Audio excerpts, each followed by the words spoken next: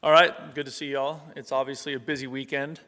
When I was speaking to y'all the other day on Tuesday, talking about, proper hydration concepts for our students and our fans, I just want you guys to know that I'm a huge fan of Powerade, huge fan, and also water. Great options, if you're trying to get hydrated for a college football game in the month of November. But like I said, you can't drink all day if you don't start in the morning. So let's wake up and get going on the Powerade and the water and get ready to cheer our asses off in Casino del Sol Stadium. Let's go. Let's see, what else we got? We got Nick Foles going to the Hall of Fame, which is a super cool thing. Really, really special. He's a great guy. He's been a great supporter of Arizona football, of our staff. He's been really, really great to me in my time here.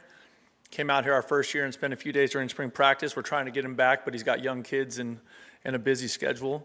There's a lot going on. I think about, watching a little bit of that game last night and how it finished for Coach Lloyd and the basketball team. How awesome was that? To go back there on the road and win that game in that environment, just really, really special. I think it speaks to just like the awesome momentum of our athletic department right now and all the exciting things that are happening. And then we got a big time game this weekend here. So, I'm looking forward to honoring our seniors. And we've talked a lot about Dalton and Stukes, but there's a lot of young men walking up there who have all made meaningful contributions to our football program. And we're going to celebrate that and really show them kind of the respect and the appreciation they deserve. And then we need Tucson, we need our fans, we need our alums to show up. We need Zona Zoo to come and set the tone for the day again. When I think about that game against Kansas, late in that game, when all the guys were up there with their shirts off, swinging their shirts and going nuts, like, let's go, man. It's funny how things get started in college football, but that was fun. We could hear you on the field. It was awesome.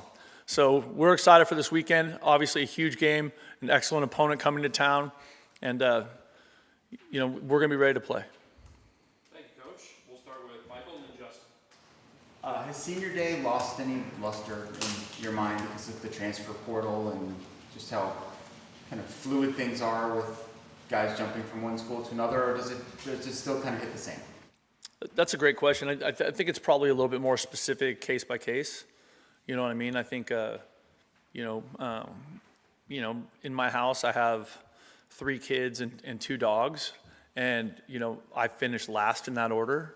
In terms of like how my wife feels about like the 3 kids and the dogs and then me, you know what I mean? So like, you love them all, but you don't love them the same, you know what I mean? And so, that part of it, but I think whether they've been here for 1 year or they've been here for 6 years, they've all made an important contribution to our program and to the university and to the community here.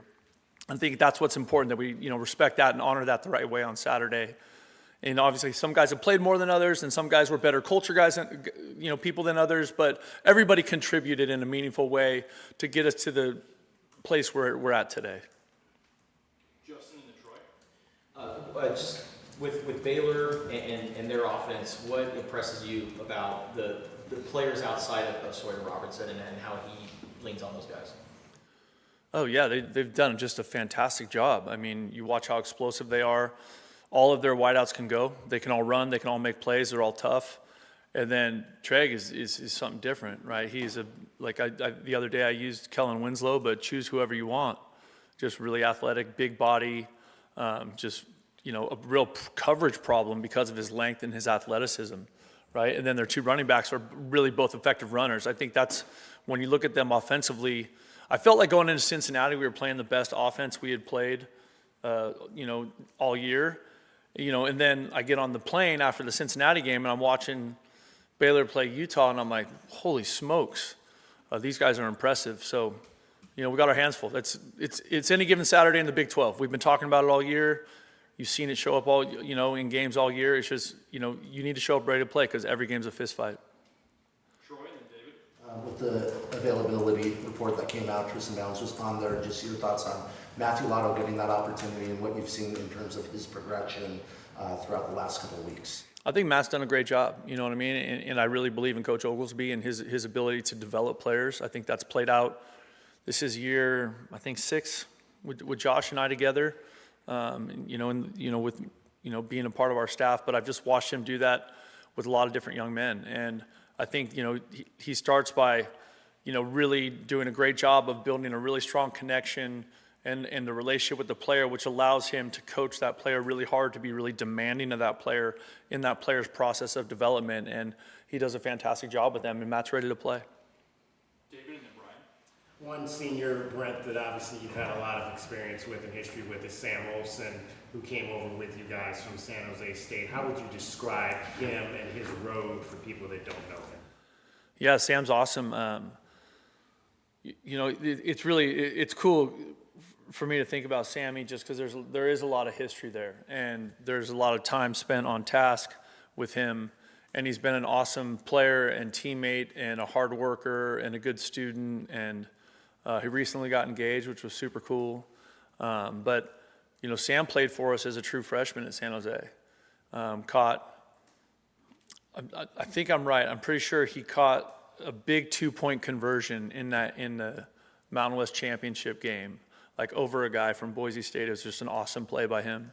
But just has always had a different level of maturity and super competitive. And, I really appreciate the fact that he chose to come and stayed with us, through all the ups and downs, whether that was at San Jose or here.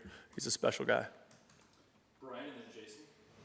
Do you look at Baylor, considering the fact that they need to win one of these last two games to be able to continue their season, that adds a level of dangerousness to them, maybe a desperation? Absolutely. They're going to show up with all kinds of urgency and intention, of course. Jason and then Justin. You ever go into a game saying, okay, we're mentally or vocally, we have to score this amount of points, like this team is too good offensively, if we score X amount of points, we should be good. Do you ever approach a game like that? No, because you just need to score one more. And the games, they happen a bunch of different ways. I've just been doing it too long, Justin and then Michael. What do you remember about the first games that Matthew Lotto played last year? And was there a moment this year where you're like, okay, he's really grown and he's ready for the stage? I think more than anything, last year was out of necessity because of just the injury stuff that we were going through. And I would say that, like, me seeing him being ready to play, that happened more in spring practice and training camp than it did on game day. And we put him in there because we knew he was ready to play on some level, right?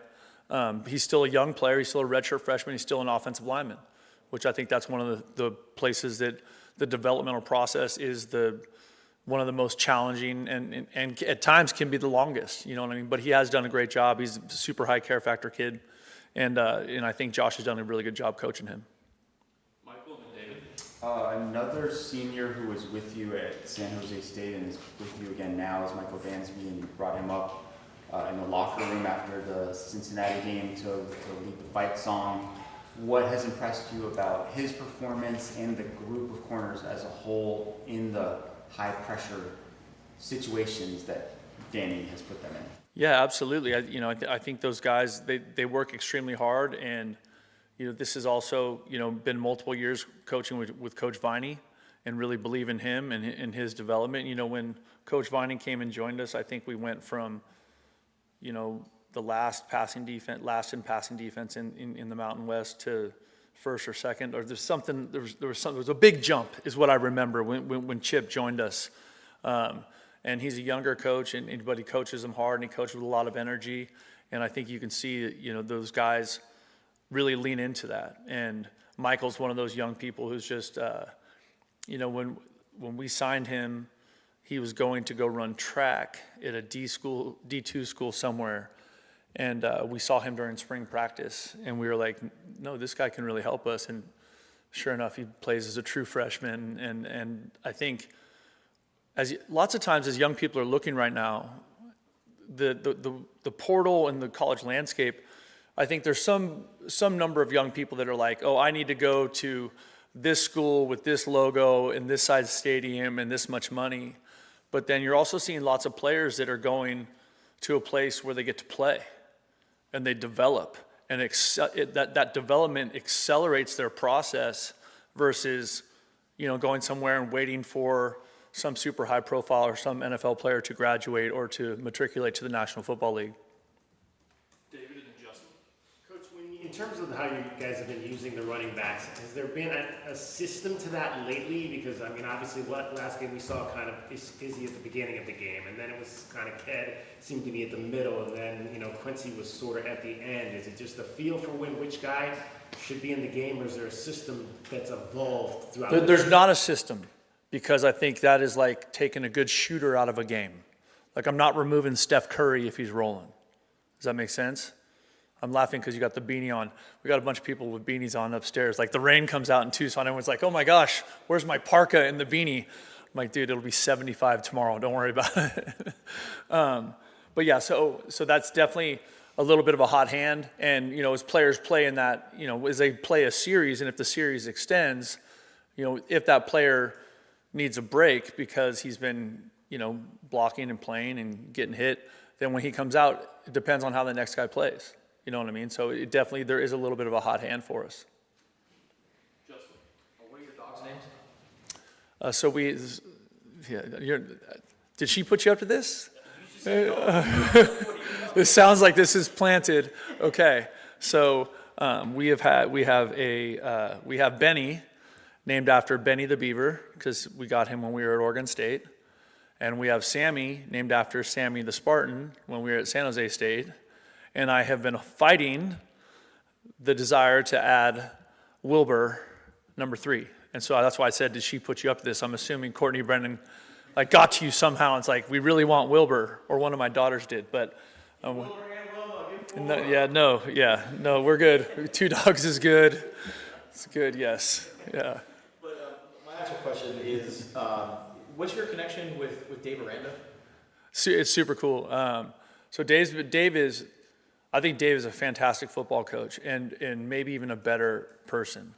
He's a great dad, he's a great husband. We've had so much crossover our time. The first time was spring of, I'm going to get this right. Spring of 98, I interviewed for a job, or winter of 98, I interviewed for a graduate assistant job at Cal Lutheran, and he was a student assistant on that staff. And so we met then, and he was in the interview process with me, and they were kind of peppering me with questions, and then I ended up going to be a graduate assistant at the University of Hawaii. So nice shirt. But then Dave and I, our paths kept crossing as we were young coaches, and then as we got older, we were both graduate assistants at the same time, and just kept kind of, you know, as the profession can take you a bunch of different places. But we always had a good relationship. We always talked, and then when he was at Hawaii, and we would always kind of connect then when I was an assistant in San Jose. So it just kind of kept this relationship going. And then we talk over the years, we would catch up at the convention. So I really, really respect him. I think he's a great dude. I think he's a great coach. And, you know, I'm excited to see him on Saturday. I know this is a big-time football game for both of us. All right, thank you. Oh, Michael, do you have one more? This is the time of year when there's a lot of speculation about coaches going this way and that way, and even goes down to the assistant level. And I'm sure you would like to retain your entire staff if you could. When do you start having those conversations, either with them or maybe with Desiree, about, hey, I want to take care of my... Those conversations are ongoing all the time. You know, I think it's important. I've said this multiple times to you guys. Like, I think consistency of leadership matters. I really believe that. And just, you know, if you take it from campus level down through our athletic department with Desiree to me and our coaching staff and the people that are leading our football team. And so I think it's really, really critical. And so, yeah, we're doing everything we can to keep that intact, because I do think we're in a really good place. I think we have great alignment. And I think we all feel really strongly about the direction we're moving as a football program. In order to continue that, right, we have to keep the right people in the right seats on the bus. And so we're fighting for that every day. Great, thank you, everybody. Bear down.